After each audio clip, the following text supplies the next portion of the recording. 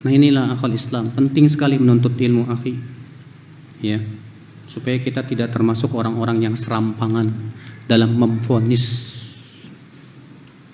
Karena zaman sekarang ini banyak penuntut ilmu Pak, semangat sekali kalau memvonis itu Pak. Padahal kan harusnya kebalikan, semangat kita memberi hidayah. Semangat kita apa? Memberi hidayah supaya orang kembali kepada kebenaran. Bukan semangatnya gimana saya bisa memvonis orang. Seakan-akan sebagian orang tuh kalau sudah bisa memvonis, wih, udah sekaliber Yahya bin Ma'in, ulama jarh wa ta'dil sudah. Mengerikan.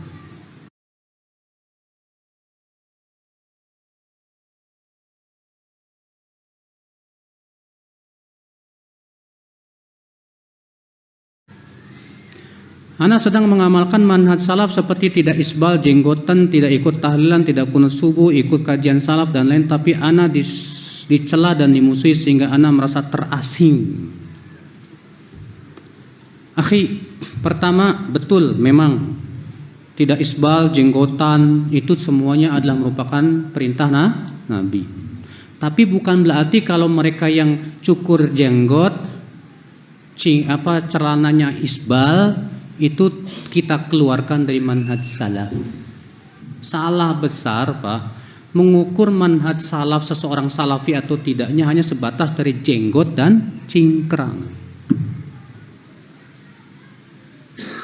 Mengukur seseorang manhaj atau tidaknya itu berdasarkan pokok-pokok din yang diyakini oleh Rasulullah dan para sahabatnya, itu akidah dan manhaj yang disepakati oleh mereka. Makanya para ulama mengatakan orang yang mencukur jenggot tidak boleh dikeluarkan dari manhaj salaf. Itu cuma orang yang melakukan apa? Maksiat. Mereka yang isbal tidak boleh dikeluarkan dari manhaj salaf kalau selama pokok-pokok manhajnya di atas manhaj apa? Salaf. Sama halnya dengan pelaku zina, pelaku apa? Maksiat.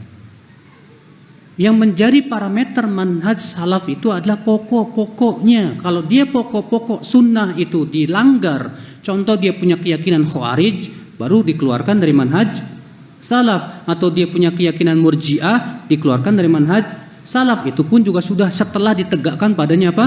Hujjah. Adapun masalah-masalah seperti itu, contoh misalnya si fulan suka selfie, langsung dikeluarin dari manhaj salaf. Ini ngawur. Bukan manhaj salafi, tapi manhaj ngawur itu. Hanya gara-gara selfie aja dikeluarin dari manhaj salaf, kan aneh. Ini mirip-mirip khawarij jadinya nantinya Pak. Allah.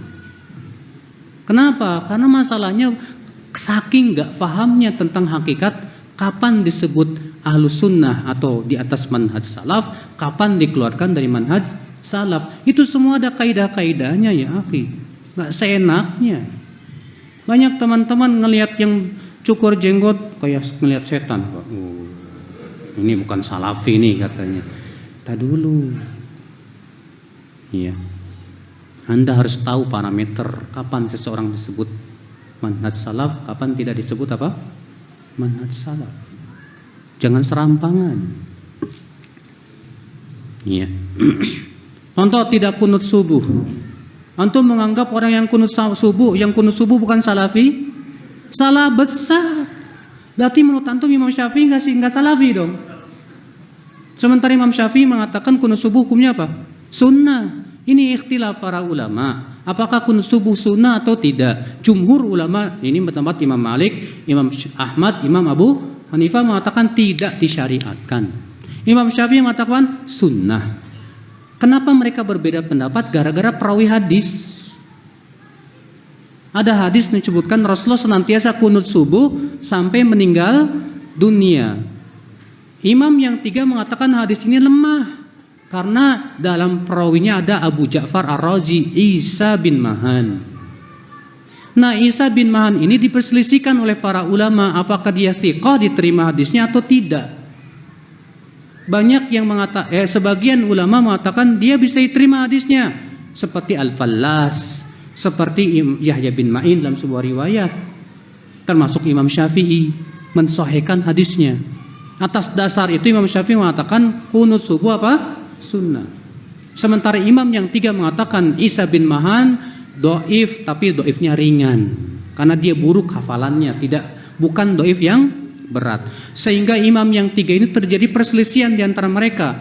Apakah sebatas tidak disyariatkan atau sampai kepada derajat bid'ah?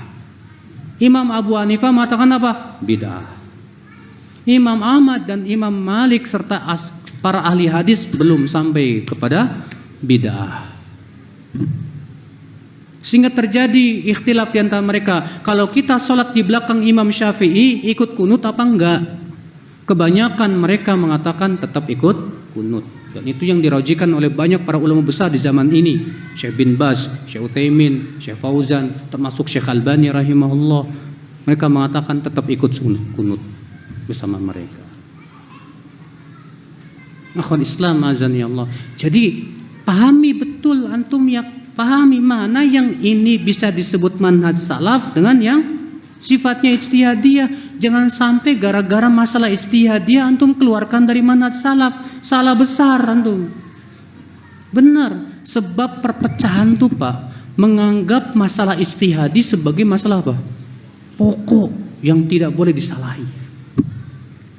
Ini sebab terbesar terjadinya perselisihan di kalangan kaum Ahlus Sunnah wal Jamaah Salafiyyin. Ikhwata iman azani Allah wa iyyakum. Iya. Makanya para ulama sudah memberikan kepada kita apa? Batasan kapan seseorang dikeluarkan dari Ahlus Sunnah wal Jamaah kalau mereka menyelisih salah satu pokok keyakinan Ahlus Sunnah wal Jamaah. Contoh, kalau dia punya keyakinan Khawarij atau Murji'ah atau Qadariyah atau Jahmiyah atau apa, maka yang seperti ini baru dikeluarkan. Ya, itu pun juga setelah dinasehati, setelah ditegakkan hujah, dipahamkan dulu, gak serampangan. Pak.